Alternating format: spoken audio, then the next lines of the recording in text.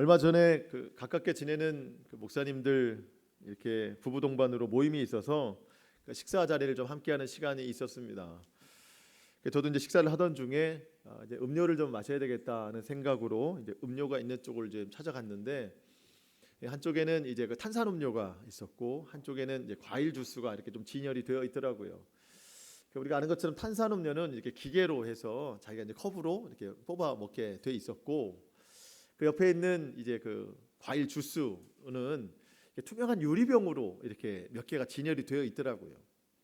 근데 뭐 어떤 주스다라고 이름이 안 써 있어도 이게 무슨 주스인지 정확히 알 수 있는 게 뭐냐면, 그 투명한 유리병 안에 그 주스가 담겨 있고 그 위에 그에 해당하는 과일이 둥둥 떠 있어요.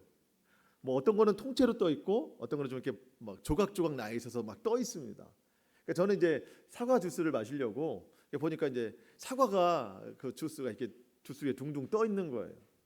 조각이 나 있기도 하고 통째로 있기도 하고. 여러분 딱 보면 얼마나 이게 진해 보여요. 그 주스 자체가. 주스 자체도 맛있겠는데 거기 사과가 막 이렇게 둥둥 떠 있으니까 정말 맛있겠다, 진하겠다라고 생각이 돼서 이제 컵을 대고 이제 주스를 따라서 마셨는데, 한 모금을 마셨는데 맛이 너무 밍밍한 거예요. 그 주스를 마시고 제가 내린 결론은 이것은 사과 주스가 아니고 사과를 담가 놓은 물이다. 이런 결론을 제가 내렸어요. 사과 향은 있더라고요. 근데 사과 주스가 아니었어요. 그러니까 물에다가 사과를 담가 놓은 정도, 약간 이런 맛이 나더라고요. 그래서 한 모금만 마시고 그냥 내려놨어요. 그랬더니 옆에 있는 목사님들이 왜 그러냐, 그래서 제가 이제 설명을 해줬더니 자기도 한번 마셔보겠다 하더니 제 말에 다 동의하더군요. 보기에는 정말 아주 진해 보이고 정말 맛있어 보였는데 맛은 보이는 것과는 전혀 달랐어요. 여러분, 음식이나 음식 재료에 물을 많이 타면 본래의 맛이 많이 사라지잖아요. 원액 자체가 그 맛을 가장 잘 내지만 우리가 그 원액을 그대로 먹기 어려울 때는 물을 조금만 타가지고 맛있게 뭔가를 먹을 수 있는데, 그 주스는 전혀 그게 아니더라고요. 그냥 전혀 사과 주스가 아니었습니다. 제가 이런 말씀 드리는 것은 그 식당을 고발하자는 게 아니라, 여러분, 예수님께서 우리에게 주신 원액들이 있어요. 복음의 원액, 십자가 사랑의 원액, 이런 주님의 그 사랑들이 있는데 우리가 거기에다가 이 세상의 물을 너무 많이 타면서 살아요. 원액의 맛과 능력을 다 잃어버렸어요. 근데 그 중에 대표적인 것이 생각해 보니까 우리의 입술이 그런 거예요. 우리의 입술. 야고보서 3장 1절 이하의 말씀을 보면 말에 실수가 없도록 해라라고 하는 야고보 사도의 권면이 있는데, 이런 이야기가 좀 나옵니다. 야고보서 3장 7절 이하의 말씀에 보면 여러 종류의 짐승과 새와 벌레와 바다의 생물은 다 사람이 길들일 수 있고 길들여 왔는데, 혀는, 이 사람의 혀는 능히 길들일 사람이 없나니 쉬지 아니하는 악이요 죽이는 독이 가득한 것이라. 이것으로, 그러니까 우리의 혀로 주 아버지를 찬송하고 또 이것으로 하나님의 형상대로 지음받은 형제를 저주하나니 한 입에서 찬송도 나오고 저주도 나오는도다. 내 형제들아, 이것이 마땅하지 아니하니라. 샘이 한 구멍으로 어찌 단물과 쓴물을 내겠느냐.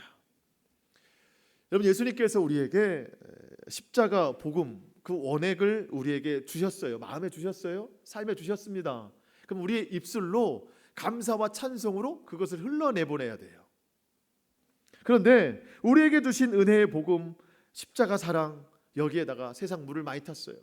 욕심을 탔고 형제를 미워하는 미움을 탔고 다툼과 저주의 마음을 막 탔어요. 섞었어요.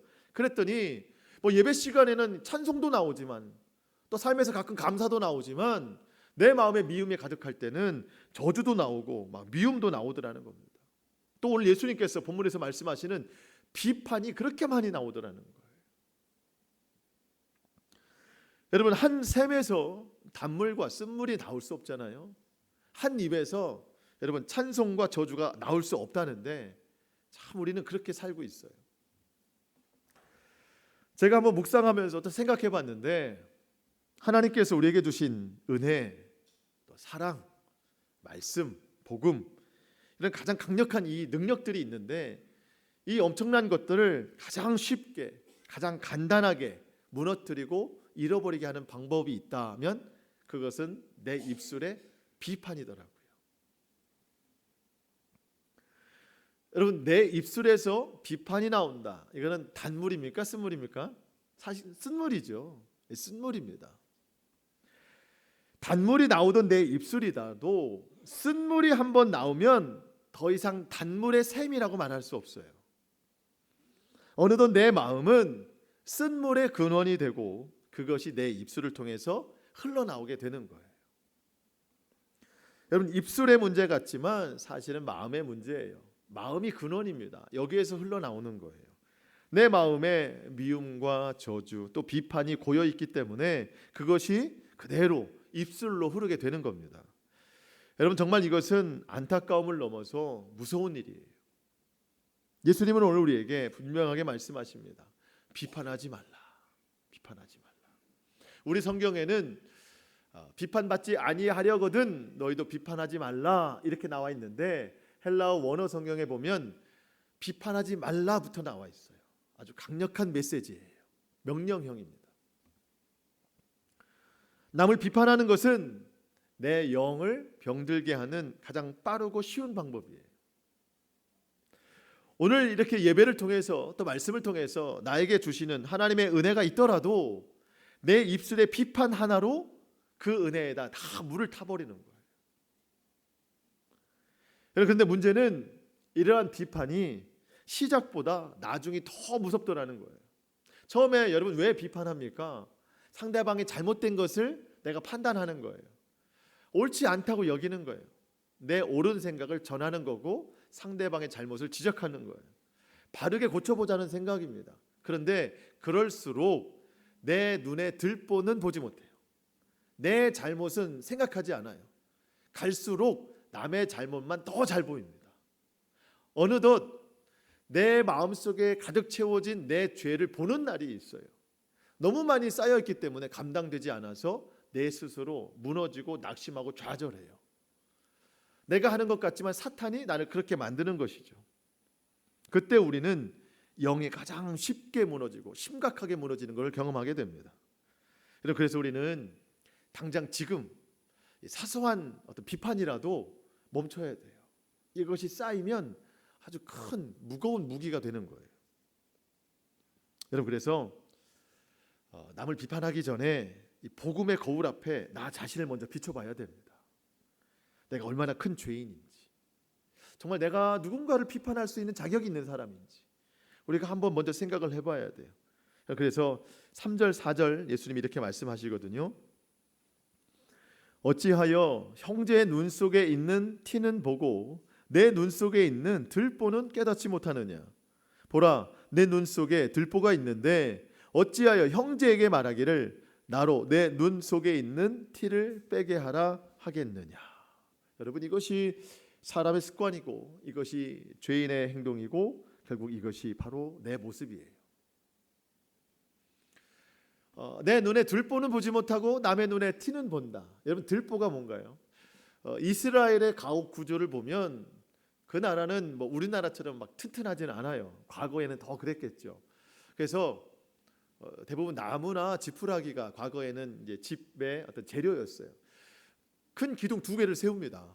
2개를 세우고 그 2개를 연결시킬 널판지가 있어요. 그 위에다가 지붕을 씌우는 것이죠. 이 널판지 역할을 하는 것을 들보라고 말해요. 그러니까 사실은 예수님이 하시는 말씀은 들보가 굉장히 크다는 것을 말씀하시는 거예요. 내 눈에 그런 들보가 있어요. 여러분 눈에 조그만 것만 들어가도 불편하잖아요. 볼 수가 없고 눈을 뜰 수가 없잖아요. 근데 그런 들보가 내 눈에 있는데 있는 줄도 몰라요. 전혀 불편함도 몰라요. 그러면서 남의 눈에 있는 티, 먼지를 보면서 그거를 내가 좀 빼야 되겠다, 지적해야 되겠다, 고쳐놔야 되겠다 이렇게 말한다는 거예요. 누구든지 그러면 안 되지만 하나님의 자녀, 하나님 백성들은 더더욱 그러면 안 된다는 것을 예수님이 말씀하시는 겁니다. 세상은 정말 비판으로 가득합니다. 온통 다 비판이에요. 왜 비판하는가? 비판이 있어야 세상을 좀 바르게 고쳐나가야 될 것 아닌가? 그래서 비판한다는 거예요. 근데 여러분, 비판이 가득한 이 세상을 보십시오. 오히려 더 악해져만 갑니다. 여러분 기억하십시오. 세상을 변화시키는 힘은 비판이 아니라 헤아림입니다. 헤아림. 2절 말씀. 너희가 비판하는 그 비판으로 너희가 비판을 받을 것이요 너희가 헤아리는 그 헤아림으로 너희가 헤아림을 받을 것이라. 여러분, 누구나 주변에 그런 사람 찾아보기 힘든데 여러분 혹시 주변에 저 사람은 정말 비판을 받지 않는 것 같다라고 느껴지는 사람 혹시 있으세요? 저 사람은 누구도 뭐라고 안 해. 누구도 욕하지 않고 누구도 비판하지 않아. 정말 그런 사람 찾기 힘들어요. 근데 보면 가끔 그런 사람이 있을 때 저 사람은 어떻게 남들에게 비판을 받지 않을까? 훌륭해서 그런가? 아예 뭐 죄가 없고 완전해서 그런가? 그렇지 않아요. 약함이 있고 허물이 있는데 그럼에도 불구하고 그가 비판을 받지 않는 이유는 그가 남을 비판하지 않기 때문이에요. 오히려 그는 남을 헤아리는 일이 많기 때문에 사람들로 하여금 비판을 받지 않는 사람이 되는 거죠. 여러분, 우리가 꼭 나는 남에게 비판받고 싶지 않아 그래서 비판 안 하는 것이 아니라 이거 하나님의 말씀이고 명령입니다. 그 명령에 순종을 해야 되고요. 하나님의 백성이 하나님 나라가 아니라 이 땅에서 하나님 나라를 누리고 살아가기 위해서는 바로 이런 행동이 필요하기 때문에 우리가 이 말씀을 꼭 지켜야 된다는 겁니다. 여러분, 이 헤아림이라는 단어를 원어 성경이나 영어 성경에 보면 어떤 양이나 길이를 측정하다 그런 뜻이 있어요. 측정하는 거, 어떤 단위예요. 단위, 측정하는 단위. 여러분, 그래서 내가 누군가를 보고 어떤 상황을 보고 잘못된 것에 대해서 내 마음에 막 비판이 일어나잖아요. 그런데 비판이 일어나기 전에 헤아림이 있어야 된다. 무슨 얘기냐면 저 사람이 저런 행동을 할 수밖에 없는 분명한 이유가 있을 것이다. 상황과 환경을 먼저 측정을 해보라는 거예요. 헤아려 보라는 겁니다. 물론 다 알 수는 없어요. 또 다 알 수 없기 때문에 내가 함부로 판단할 수 없는 거예요. 내가 지금 비판하고자 하는 그 일이 그 사람이 처해 있는 그 환경 속에서 그 환경의 결과라고 내가 판단한다면 함부로 비판할 수 없습니다.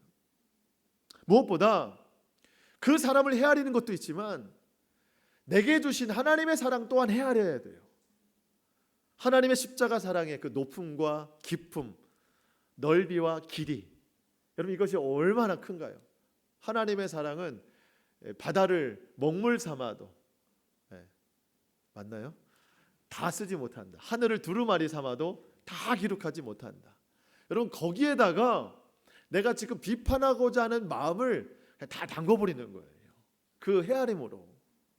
그러면 다 담을 수 있잖아요. 비판하기 전에. 두 가지 헤아림입니다. 상대방도 헤아리고 내게 주신 하나님의 은혜도 헤아려보고. 그러면 내 입술에서 비판이 나가지 않아요. 근데 여러분 요즘에 얼마나 그 비판은 있지만 헤아림이 없는 시대인지 사람들이 굳이 헤아리려고 하지 않아요. 헤아리는 것 자체가 내가 손해라고 여기는 겁니다.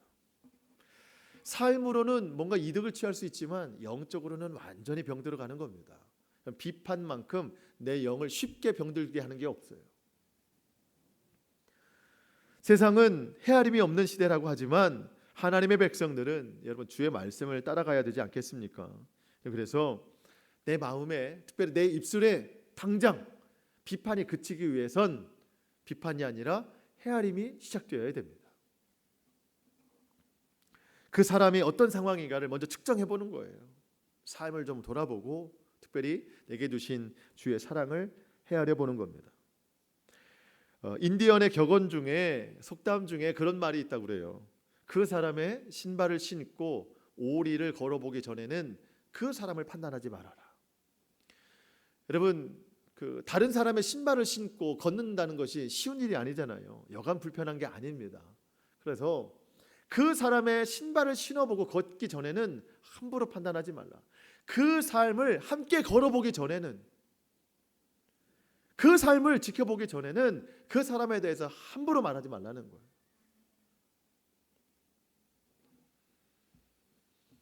함부로 판단하고 쉽게 비판하면 관계도 끊어지기도 하지만 그 사람에게는 아픔이 되고 무엇보다 내 영이 크게 병들어요. 내 입술이 누군가를 쉽게 비판하는 사람, 내 마음이 누군가를 쉽게 판단하는 사람이라면 나도 누군가에게, 어디선가에게 비판을 받는 사람이 되고 판단을 받는 사람이 된다는 것을 우리가 좀 알아야 됩니다. 내 눈에 들보가 있음에도 불구하고 다른 사람의 눈에 있는 티눈을 자꾸 빼내려고 하는 그런 잘못된 마음들 우리가 내려놓고, 여러분, 하나님 앞에서, 예수님 십자가 앞에서 나를 좀 비춰봐야 돼요. 그게 거울이에요. 거울. 헤아림이 있어야 됩니다. 저희 이제 목양실 사무실에 제가 체크리스트를 좀 해놨거든요. 이게 뭐냐면 주일 예배 또 다른 예배 다 끝나고 좀 이렇게 한번 돌아보면서, 우리 교회가 너무 커가지고 돌아볼 때가 많아서 그래요. 예. 그게 아니고 어쨌든 뭐 에어컨이 켜졌는지, 뭐 문은 다 닫혔는지, 창문은 잘 닫혔는지, 뭐 이런 것들을 좀 체크하려고 항목들을 좀 체크리스트로 만들어놨거든요.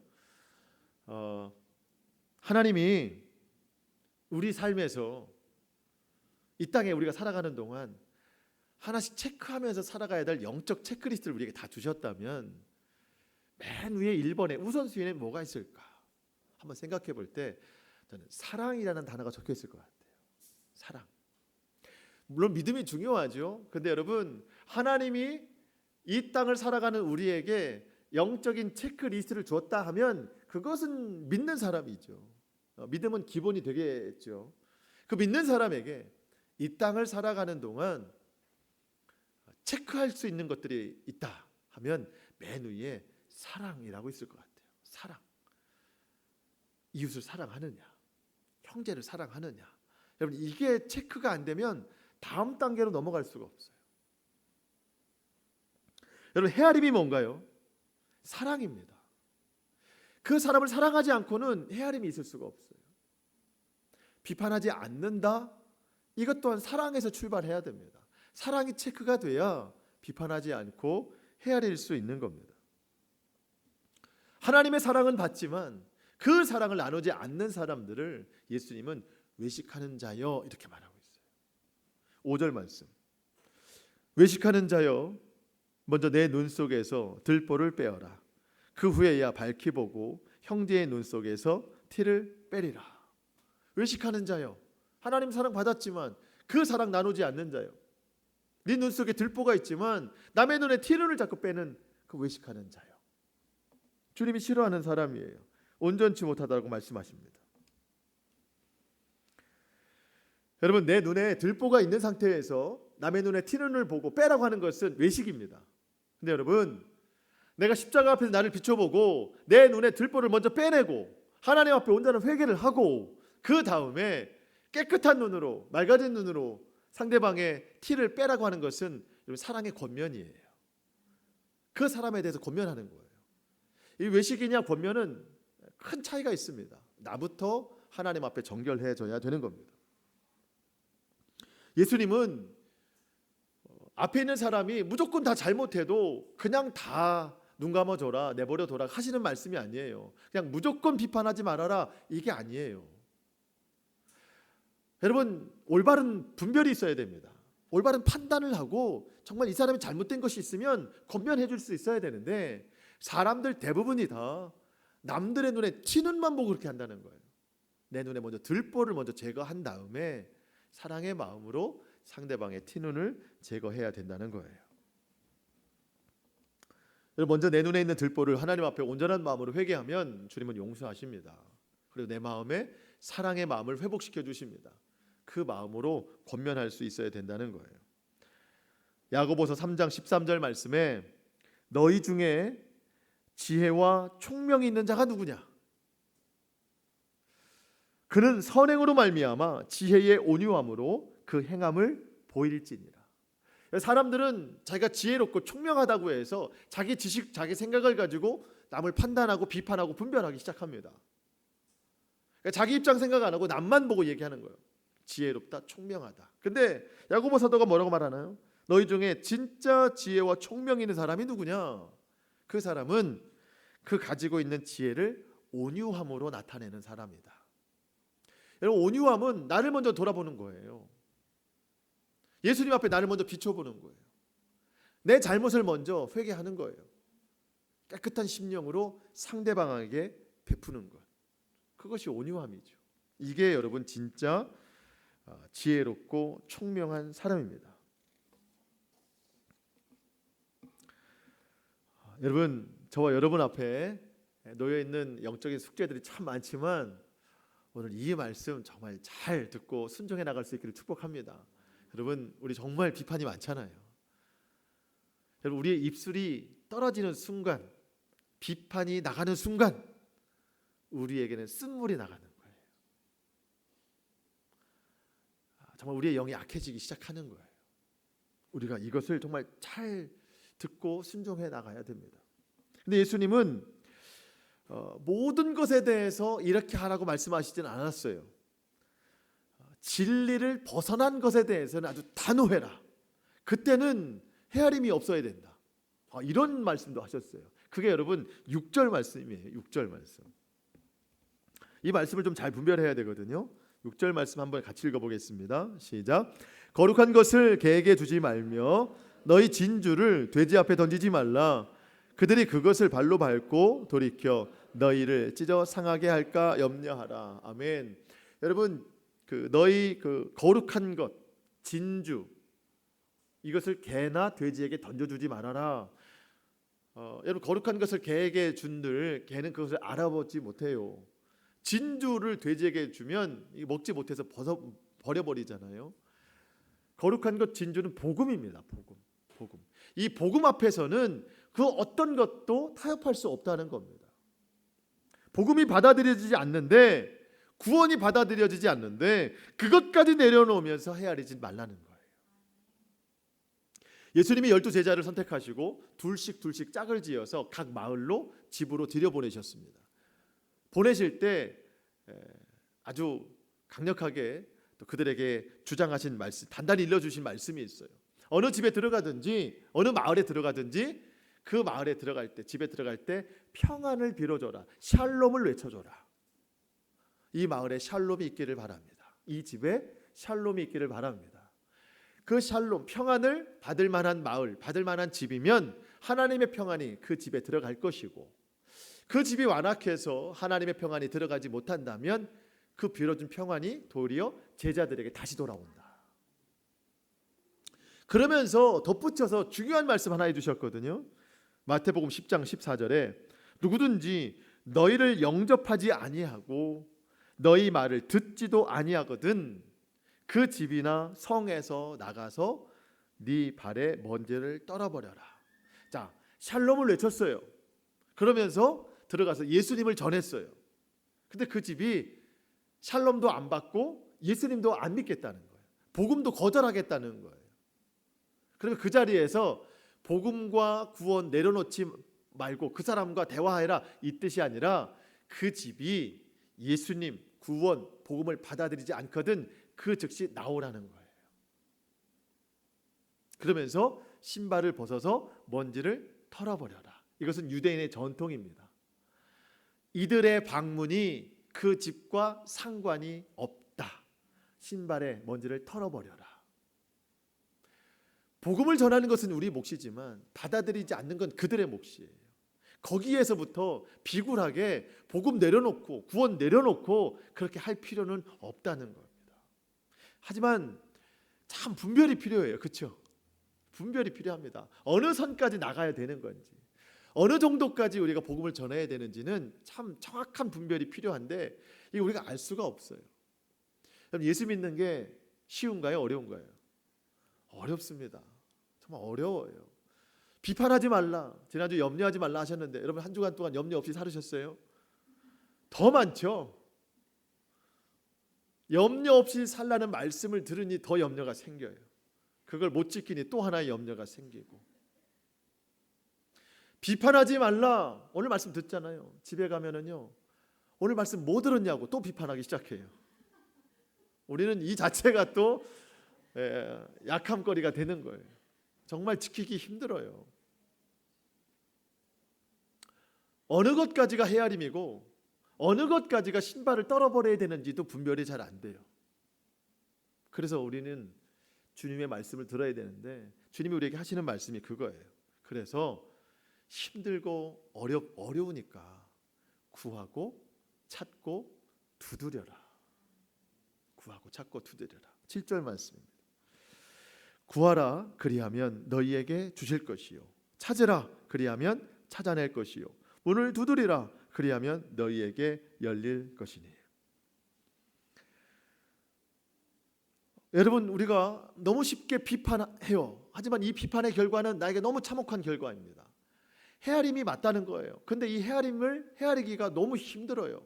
해내기가 다 힘들어요. 하나 해내기도 힘든데 주님의 말씀은 참 여러 가지예요. 분별도 필요합니다. 헤아림과 이 신발을 떨어버리는 이 기준선상에서 내가 해낼 수 없어요. 그랬더니 주님이 구하라, 찾고 두드려라. 마음으로 먼저 구하라는 겁니다. 삶의 실천으로 찾으라는 거예요. 결론을 얻기 위해서 끝까지 두드리라는 겁니다. 이게 다 기도의 과정입니다. 하나님, 제가 남을 비판하지 않고 먼저 헤아릴 수 있는 마음을 주시옵소서. 구하라는 거예요.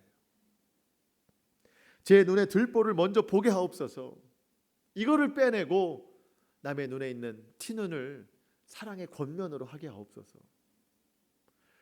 옳고 그름에 대한 분별한 정확한 분별력이 하나님 있게 하여 주시옵소서. 헤아림이 있게 하여 주시옵소서. 여러분, 이것을 위해서 기도하라는 거예요. 오늘날 대부분의 그리스도인들이 구하고 찾고 두드리는 게 뭡니까? 마음의 소원이에요. 기도의 제목이라고 하면서 내가 지금 얻고 싶은 것, 되고 싶은 것, 취하고 싶은 것, 이게 다 구하고 찾고 두드리는 겁니다. 그러면서 정작 하나님 나라와 하나님의 의를 위해서는 구하지 않아요.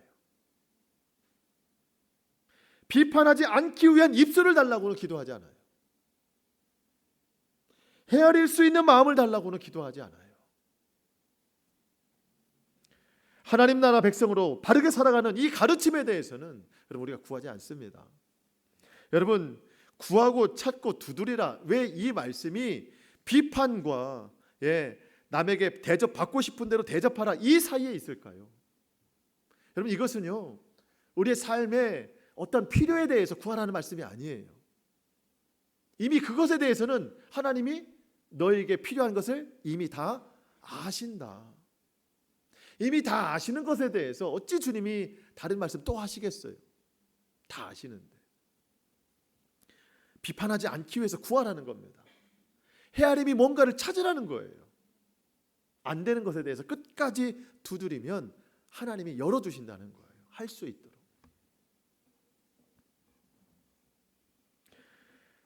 여러분, 그 5장, 6장 우리가 계속해서 봐왔지만 다 내 신앙생활, 하나님 나라 백성이 어떻게 마음가짐을 가지고 살아갈 것인가, 내 신앙생활에 대한 말씀인데 오늘 7장 처음 시작에서 비판하지 말라 하면서 다른 사람과의 관계를 이야기하고 계시거든요. 관계. 여러분, 다른 사람과의 관계가 여러 가지로 맺어질 수 있는데 주님은 그 많은 것 중에 가장 먼저 왜 비판을 말씀하셨을까요? 관계 형성에 좋은 것들도 많고 우리가 참 악한 것들도 많은데 비판하지 말라를 처음에, 아니 하나 말씀하셨어요.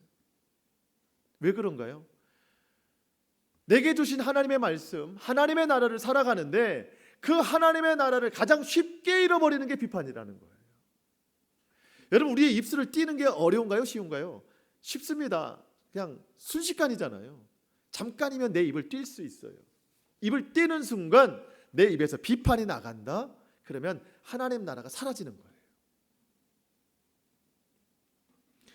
입술을 여는 것이 너무 쉬운 것처럼 내 삶에서 하나님 나라 무너지는 게 그렇게 쉽다는 거예요. 비판 하나로. 하나님의 말씀, 하나님의 의가 무너지는 것이 순식간이라는 겁니다. 왜 그런가요? 내가 비판할 때 내 의의를 드러내잖아요. 내 지식을 드러내는 거예요.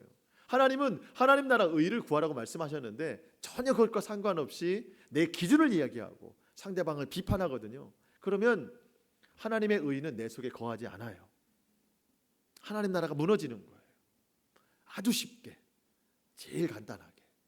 그래서 주님은 이 비판을 말씀하시는 거예요.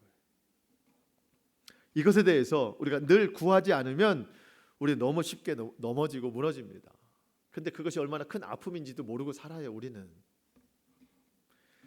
여러분, 우리가 진정으로 구할 것은 하나님 나라입니다. 하나님 나라. 여러분, 하나님 나라 거창한 게 아니에요. 주님, 제 입술에서 비판이 사라지게 하옵소서. 이게 하나님 나라 구하는 거예요. 주님, 제 생각, 제 의의로 말하지 않게 하시고 하나님의 의의로서 형제를 사랑하게 하옵소서. 이게 의의를 구하는 기도예요. 예수님처럼 내 마음이 형제의 삶을 헤아리는 그러한 마음을 달라고 기도하는 것이 구하고 찾고 두드리는 기도예요. 내게 주신 이 복음이 세상 앞에 무너지지 않도록 분별하여 담대하게 살아내는 것, 여러분, 이것이 내게 주신 십자가를 지고 살아가는 삶입니다. 여러분, 이런 삶을 위해서 기도해야 돼요. 찾고 두드려야 됩니다. 그래서 우리의 기도가 바뀌어야 된다는 거예요. 이런 것을 구해야 된다는 겁니다. 내가 지금 구하고 싶은 것은 하나님이 다 아신다. 할렐루야. 이 믿음은 우리 평생 가지고 가야 돼요. 하나님이 다 아신다. 내 필요에 대해서는 그 한 줄 기도로 끝나는 거예요. 주님, 제 필요는 하나님이 다 아실 것을 믿습니다. 제가 구하는 것은 하나님 나라, 의. 오늘 말씀으로 보자면 주님, 제가 절대 비판하지 않게 하옵소서. 헤아리게 하옵소서. 분별하게 하옵소서. 하나님이 그러면 우리에게 좋은 것 주신대요. 좋은 것. 11절 말씀. 너희가 악한 자라도 좋은 것으로 자식에게 줄 알거든. 하물며 하늘에 계신 너희 아버지께서 구하는 자에게 좋은 것으로 주시지 않겠느냐. 아멘. 여러분, 자녀들이 달라고 하면 좋은 것 주기 원하시잖아요. 오늘 성경의 11절에 보면 좋은 것이라는 단어가 2번 나오거든요. 첫 번째 앞에 나오는 좋은 것은 부모가 자식에게 주는 좋은 것입니다. 두 번째 나오는 좋은 것은 하늘 아버지께서 하나님의 자녀인 우리에게 주시는 좋은 것인데, 한글로는 좋은 것이라는 같은 단어로 되어 있지만 헬라어 원어로 보면 뜻이 달라요. 앞에 나와 있는 좋은 것, 아버지가 자식에게 주는 좋은 것은 유한한 것입니다. 그러니까 사람이 줄 수 있는 것. 그 앞에 나와 있는 아들이 떡을 달라 하는데 돌을 줄 부모가 어디 있고, 생선을 달라 하는데 뱀을 줄 사람이 어디 있느냐 할 때 이 떡과 생선을 줄 수 있는 정도, 유한한 정도, 선물, 이게 사람이 줄 수 있는 좋은 것이라는 헬라어 단어인데, 뒤에 나와 있는 좋은 것, 하나님이 자녀들에게 주시는 좋은 것은 인간이 가지고 있는 어떤 좁은 능력, 유한한 능력의 선물이 아니라 무한한, 제한할 수 없는 그 선물을 주시는 것, 이게 하나님이 주시는 좋은 것인데, 누가복음에서는 이것을 성령이라고 말하고 있어요. 성령. 너에게 성령을 주시지 않겠느냐. 여러분, 성령님의 제한이 있습니까? 없어요. 성령님은 모든 것을 다 하십니다. 내가 구하고 찾고 두드리면 이 땅에서는 그저 사람이 줄 수 있는 좋은 것을 주지만 하늘 아버지께서는 무한한, 제한이 없는 성령을 우리에게 주셔서 내가 그동안 할 수 없었던 비판하지 않는 삶을 성령님으로 하여금 가능케 하신다는 거예요. 내가 다른 사람을 어떻게 헤아릴 수 있겠습니까? 하지만 성령이 내게 임하시면 권능을 받고 우리가 헤아림을 할 수 있다는 거예요. 올바른 분별, 우리 할 수 없어요. 이게 정말 신발을 떨어버릴 일인지 헤아릴 일인지 분별할 수 없는데, 성령이 내게 임하시면 정확한 분별을 성령님께서 지혜로 주신다는 거예요. 그래서 여러분, 우리가 늘 구하고 찾고 두드리면 하나님께서 우리에게 성령 충만을 주신대요. 그 성령의 능력으로 모든 것을 다 해나갈 수 있다는 겁니다. 자, 여러분, 결론이에요. 오늘 우리가 이 삶의 실천이 시작될 수 있기를 축복합니다. 내 삶에서 내가 먼저 우리 입술에 그 비판의 자크를 채워야 돼요. 아주 비판은 없어야 돼요. 내 마음에 헤아림이 충만해져야 됩니다. 특별히 교회 공동체 안에서 우리가 이런 일이 좀 시작이 되어야 됩니다. 여러분, 그래서 우리 교회는 일체 비판 없는 교회. 할렐루야. 네. 모든 헤아림이 충만한 교회. 여러분, 이게 진짜 건강한 교회예요. 이게 큰 교회예요. 여러분, 우리가 이런 큰 교회를 만들어 가야 돼요. 사람이 많아서 큰 교회가 아니에요. 헤아림이 큰 교회가 큰 교회예요. 비판이 없는 교회가 아름다운 교회예요. 형제 자매의 눈에 티눈을 보이면 먼저 이 십자가 앞에서 내 눈에 둘보를 먼저 보세요. 아, 그래, 내가 더 죄인이지. 허물을 덮어줘야 돼요. 사랑으로. 사랑은 모든 죄를 덮어주느니라. 허물을 덮어주느니라. 그래서 우리가 사랑하되 어떻게 사랑하라고요? 뜨겁게 사랑해라. 허물을 다 녹일 만큼. 특별히 저와 여러분에게 공동으로 하나님이 주시는 사명은 가정에서 비판이 없어야 돼요. 근데 생각보다 가정에서 비판이 얼마나 많은지 몰라요. 말 한마디가 다 비판일 수 있습니다. 특별히 여러분, 자녀에게 비판하잖아요. 그러면 내 얼굴에 침 뱉는 거예요. 주님이 뭐라고 말씀하세요? 헤아려라. 저 사람이 왜 저렇게 됐는지, 자녀가 왜 저렇게 됐어요? 과거로 돌아가 보면 누구 보고 배운 거예요? 다 부모 보고 배운 거예요. 자녀를 비판한다는 것은요, 결국 나를 비판하는 일입니다. 헤아리면은 결국 나에게 돌아오는 거예요. 여러분, 그래서 가정에서 비판이 없어야 돼요. 헤아림이 있어야 돼요. 내 들보가 더 크다는 것을 우리가 알아야 됩니다. 여러분, 천국 같은 가정 이루어갈 수 있기를 축복합니다. 비판이 없으면 되는 거예요. 헤아림이 시작되면 되는 겁니다.